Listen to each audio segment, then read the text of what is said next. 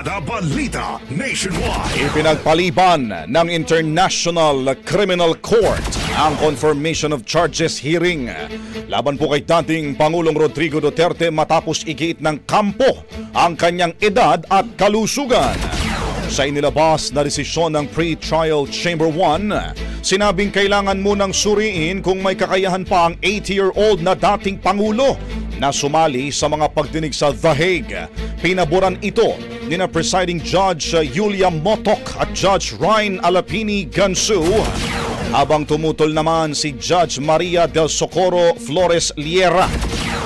Iginid po ng abogado ni Duterte na si Attorney Nick Kaufman na lalong mahihirapan ang dating Pangulo kung ipagpapatuloy ang proseso sa abroad. Mas mainam daw kung sa Pilipinas na lang siya humarap laban sa mga paratang at mga kasong ibinabato sa kanya. Bagamat nananatiling matatag ang kalooban ng dating Pangulo, aminado ang kanyang kampo na ramdam na nito ang epekto ng edad at kondisyon ng kanyang pagkakakulong. Brigada Balita Nationwide. Pariing ipinahayag naman ng mga biktima ng drug war ang kanilang pagkadismaya. Diyan nga ho sa ginamang pagpapaliban ng ICC sa confirmation of charges hearing laban kay dating Pangulong Duterte. Sinilabas na pahayag ng National Union of People's Lawyers o NUPL at grupong Rise Up for Life and for Rights, binigyan din ho nilang bahagi lang daw ho yan ng drama, panlilinlang at desperation ni Duterte. Ito nga hong pag-iit na hindi na raw ho niya kayang humarap sa paglilitis.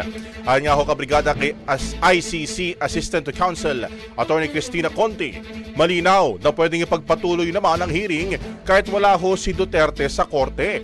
Anya, kung totoong may sakit o hindi na ho niya kayang humarap, maaari naman ho niyang i-waive ang kanyang karapatan at iparepresenta na lang ang sarili sa kanyang mga abogado.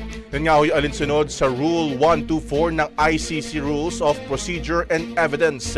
Umaasa naman ang mga biktima at yung kanilang counsel na agad na ma-reset ang hearing upang tuluyan ng araw ho nilang makamit ang hustisya sa libo-libo raw na namatay sa kampanya ng dating Pangulo laban sa iligal na droga. Brigada Balita. Ang bahaging ito ay hatid sa atin ng DriveMax Herbal Capsule. Lalaking angat, tumatagal.